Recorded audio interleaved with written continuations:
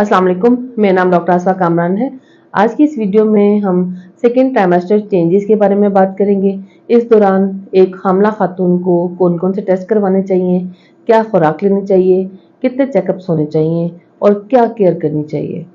हमल का second trimester का दौरानिया आमतौर पे हम 13 हफ्ते से 27 हफ्ते कंप्लीटेड वीक के दरमियान में काउंट करते हैं। ये टाइम पीरियड बहुत इंपॉर्टेंट होता है। इसमें बॉडी के अंदर बहुत सारी चेंजेस आ रही होती हैं, कुछ नए माइलस्टोन अचीव हो रहे होते हैं। अक्सर खवातीन जो फर्स्ट ट्राइमेस्टर में नोजिया वॉमिटिंग का शिकार होती हैं या जिनको भूख नहीं लग रही होती, तो काफ़ी हद तक सेकेंड ट्राइमेस्टर के शुरू में इनके सिम्टम रिजॉल्व हो जाते हैं। इस दौरान जब भूख वापस आ जाती है तो बहुत सारे लोगों का वजन तेजी से बढ़ना शुरू हो जाता है। इस तेजी से बढ़ते हुए वजन को हमने किस तरह से कंट्रोल करना है और वेट गेन कितना होना चाहिए, ये बहुत इंपॉर्टेंट है। भूख के वापस आते ये नहीं है कि आप बेहंगम तरीके से खाना पीना शुरू कर दें। इसमें डाइट बहुत अहम है। इसमें कोशिश ये करें कि शुगर और कार्बोहाइड्रेट कम से कम लें। प्रोटीन, वेजिटेबल्स और डेयरी प्रोडक्ट्स इनका इस्तेमाल कंपैरेटिवली ज़्यादा करें। इसमें weight gain almost 1 KG per month के हिसाब से होना चाहिए। इससे ज़्यादा अगर तेज़ी से वजन बढ़ेगा तो लास्ट ट्राइमेस्टर में कॉम्प्लिकेशन होने का एहतमाल होता है। कोशिश ये करनी है कि इस दौरान तली हुई चीज़ें, चिकनी चीज़ें, पराठे, शवारमे, बर्गर, पिज़्ज़े जो वज़न तेज़ी से बढ़ाती हैं, इस तरह के फूड्स को अवॉइड करें। उसकी बजाय चिकन, गोश्त, सब्जियां, दालें, दूध और दही का इस्तेमाल और फ्रूट्स का इस्तेमाल करें। इस दौरान अक्सर लोगों का डाइजेस्टिव सिस्टम बहुत अच्छा काम कर रहा होता है, नोज़िया वॉमिटिंग सेटल डाउन हो चुका होता है, तो डॉक्टर आपको आयरन सप्लीमेंट और कैल्शियम सप्लीमेंट रिकमेंड करते हैं। आयरन और कैल्शियम को इकट्ठा नहीं लेना, इनके दरमियान कम से कम 4 से 5 घंटे का वक्फा होना चाहिए। यह आप अपने सप्लीमेंट रूटीन से लें ताकि आपको किसी किस्म की थकावट या एनीमिया का शिकार ना हो। सेकेंड ट्राइमेस्टर में एक बहुत अहम टेस्ट एनॉमली स्कैन है। एनॉमली का अल्ट्रासाउंड हम 18 से 22 हफ्ते के दौरान तजवीज़ करते हैं। इस दौरान बेबी के अज़ा मुकम्मल तौर पर बन चुके होते हैं। अगर किसी बच्चे में किसी किस्म का बर्थ डिफेक्ट आ जाता है तो वो आसानी से पिक हो जाता है। इसमें अक्सर ख़वातीन को बेबी की मूवमेंट की परसेप्शन शुरू हो जाती है। बेबी की मूवमेंट की परसेप्शन 18 से 20 हफ्ते के दौरान अक्सर लोग परसीव कर जाते हैं।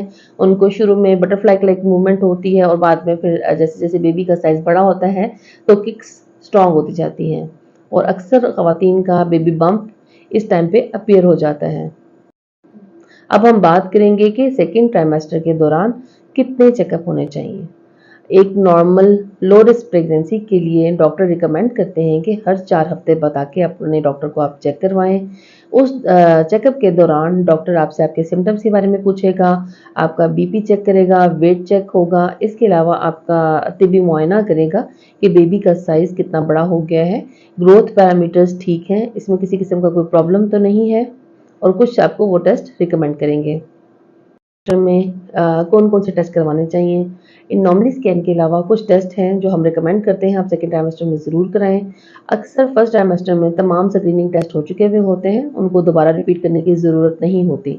इसमें जो अहम टेस्ट हैं उसमें एक यूरिन कंप्लीट एग्जामिनेशन, ये हमें इन्फेक्शन के बारे में बताएगा, प्रोटीन्स के बारे में बताता है और इसके अलावा अगर ब्लड में यूरिन में ग्लूकोज आ रहा है उसके बारे में इंफॉर्मेशन देता है। इसके अलावा सीबीसी का टेस्ट बहुत अहम है। सीबीसी हमें खून की कमी के बारे में बताएगा कि किसी अगर पेशेंट को खून की कमी है या एनीमिया का शिकार है तो उसको दवाइयों के ज़रिए या इंजेक्टेबल आयरन के ज़रिए करेक्ट करने के लिए काफ़ी टाइम मिल जाता है, तो ये करवाना ज़रूरी है। तीसरा और अहम टेस्ट है ओरल ग्लूकोज टॉलरेंस टेस्ट। जैसे कि आप जानते हैं कि पाकिस्तान की 30% पॉपुलेशन शुगर का शिकार हो चुकी है। हमारी पॉपुलेशन शुगर डेवलप करने के लिए बहुत ज़्यादा हाई रिस्क करार दी जा चुकी है। इसलिए अक्सर हमल के आखिरी 3 माह में अक्सर ख़वातीन को बेबी शुगर या जीडीएम हो जाता है। इसको डायग्नोज करने के लिए बहुत अहम है कि आप ओरल ग्लूकोज टॉलरेंस टेस्ट करवाएं और इस टेस्ट को करवाने के लिए लेबोरेटरी में 12 घंटे की फास्टिंग के साथ आपको जाना होता है और फिर आपको लैब में ग्लूकोज पिलाया जाता है। फिर 1 घंटे बाद और 2 घंटे बाद इसका ब्लड सैंपल लिया जाता है और ये रिपोर्ट अहम है ताकि हमें डायग्नोज हो सके कि आपको लेटर ऑन शुगर डेवलप होगी या नहीं। मास्टर की एक तब्दीली ब्रेस्ट चेंजेस हैं।